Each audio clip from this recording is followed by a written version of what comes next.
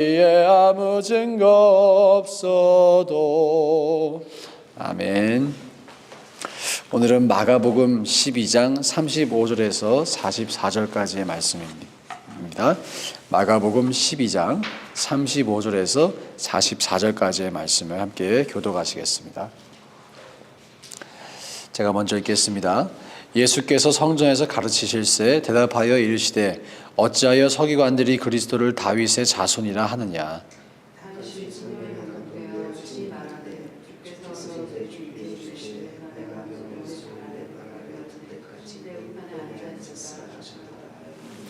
다윗이 그리스도를 주라 하였은즉 어찌 그의 자손이 되겠느냐 하시니 많은 사람이 즐겁게 듣더라.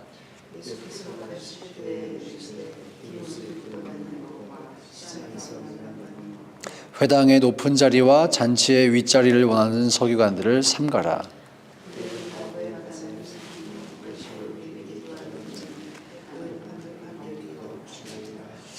예수께서 헌금함에 대하여 앉으사 무리가 어떻게 헌금함에 돈 넣는가를 보실세. 여러 부자는 많이 넣는데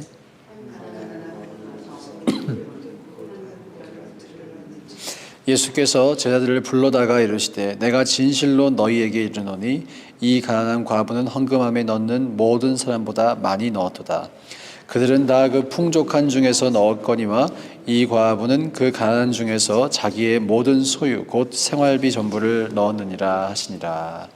아멘.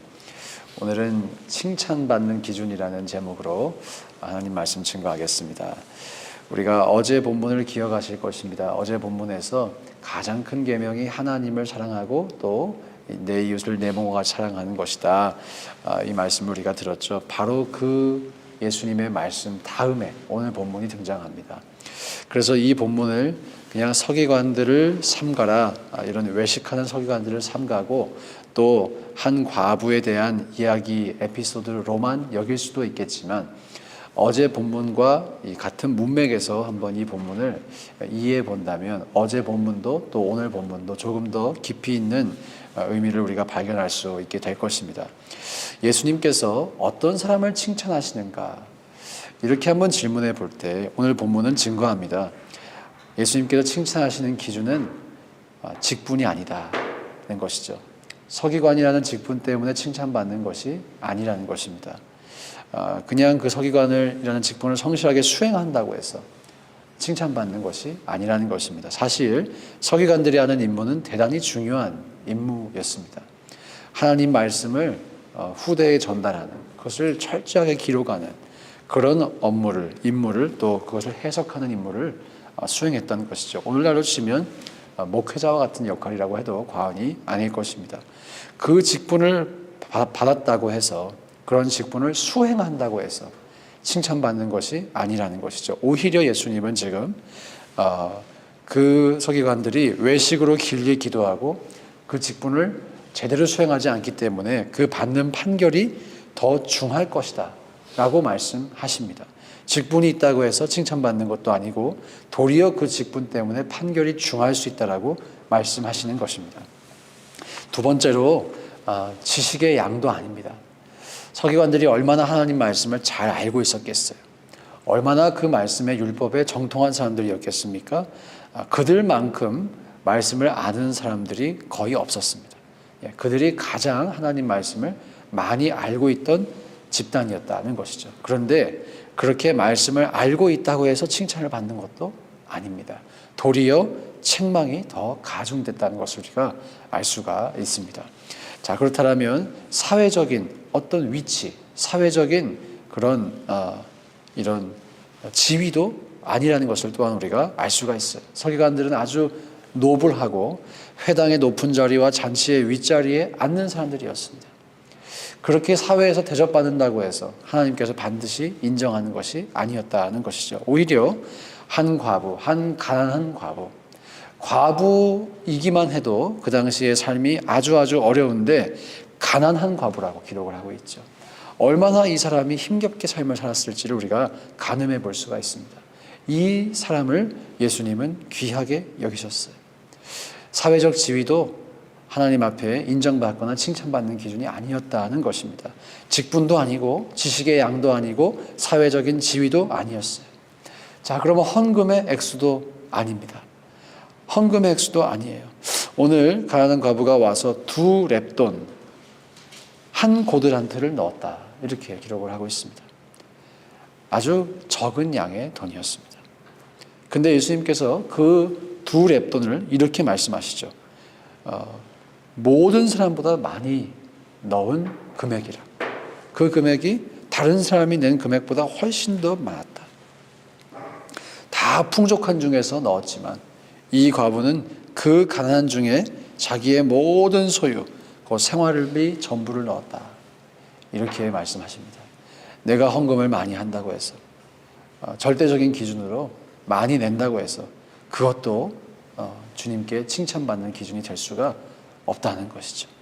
자, 직분도 아니고요, 지식의 양도 아니고요, 사회적 지위도 아니고요, 헌금도 아니었어요. 그럼 도대체 무엇인가? 무엇을 가지고 예수님은 칭찬하시고 무엇을 가지고 책망하시나? 어제 본문과 이 본문이 연결되어 있다는 점을 한번 기억하면서 우리가 이 관점에서 한번 이 본문을, 오늘 본문을 읽어보기를 원합니다.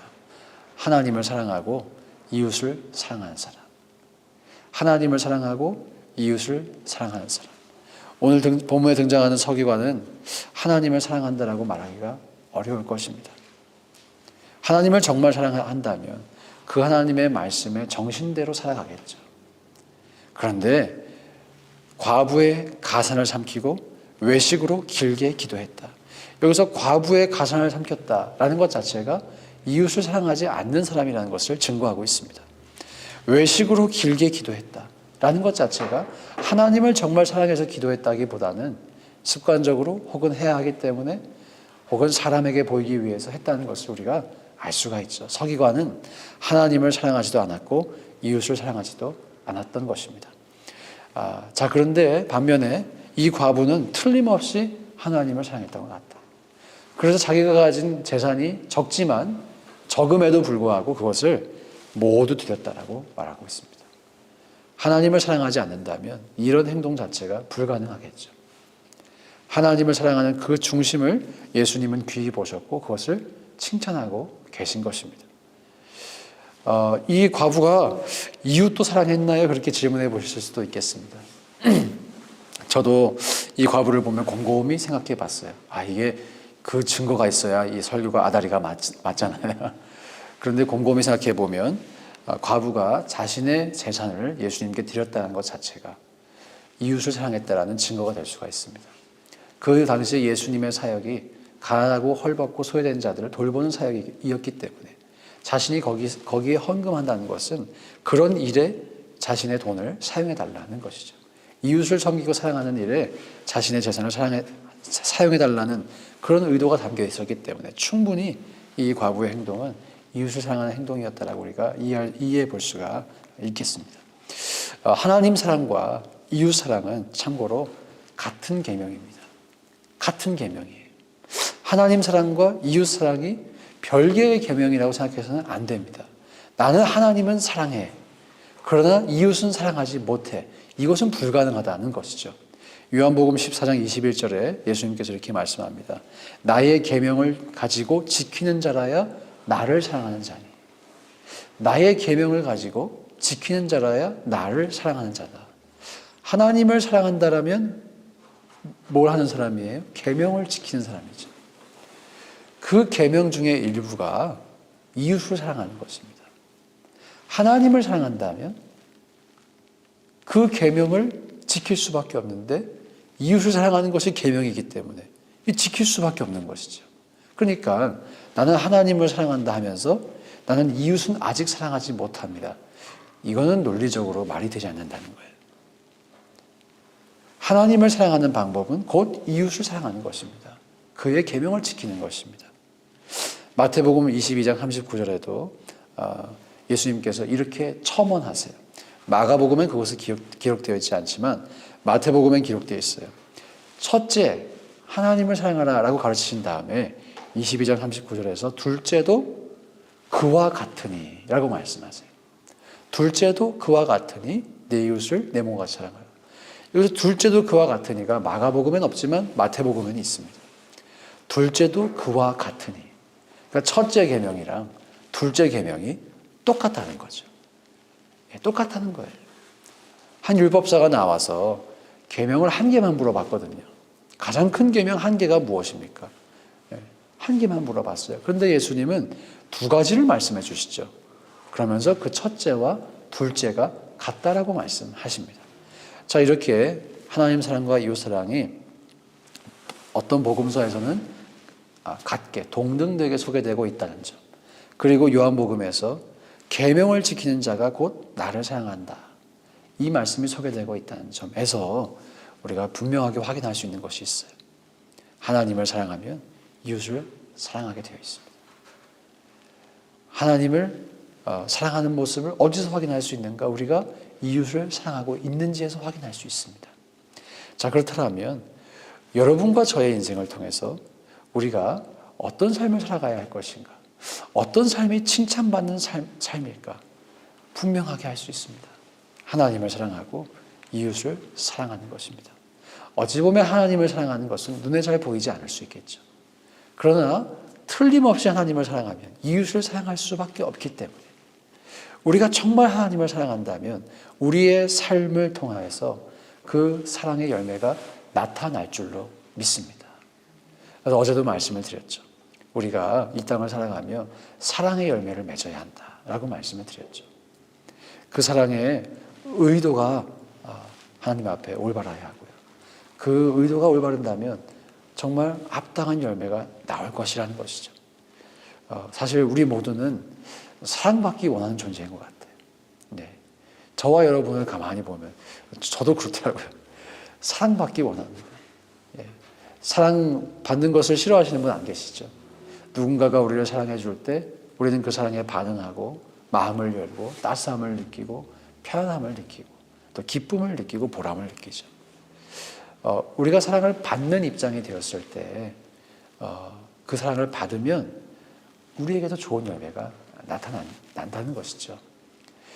그렇기 때문에 우리가 사랑을 주는 이 사랑을 실천하는 삶을 살아가면 반드시 아름다운 열매가 맺히게 될 것입니다.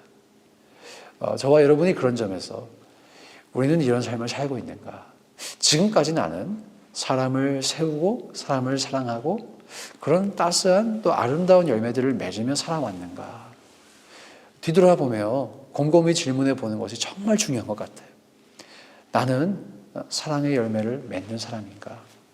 아니면 나는 갈등하고 시기하고 질투하고 분내는 사람이었는가? 우리가 꼭 기억할 수 있기를 원합니다. 하나님 앞에 칭찬받는 기준, 직분도 아닙니다. 지식의 양도 아닙니다. 사회적인 지위도 아닙니다. 재산도 아닙니다. 명예도 아닙니다. 하나님을 사랑하는가? 그리고 그 증거로 이웃을 사랑하고 있는가? 우리가 이것을 늘 기억하며 또 그렇게 삶으로 말미암아 우리의 인생이 주님 앞에 아름다운 인생이라 인정받을 수 있기를 주의 이름으로 축복합니다. 함께 이 시간 기도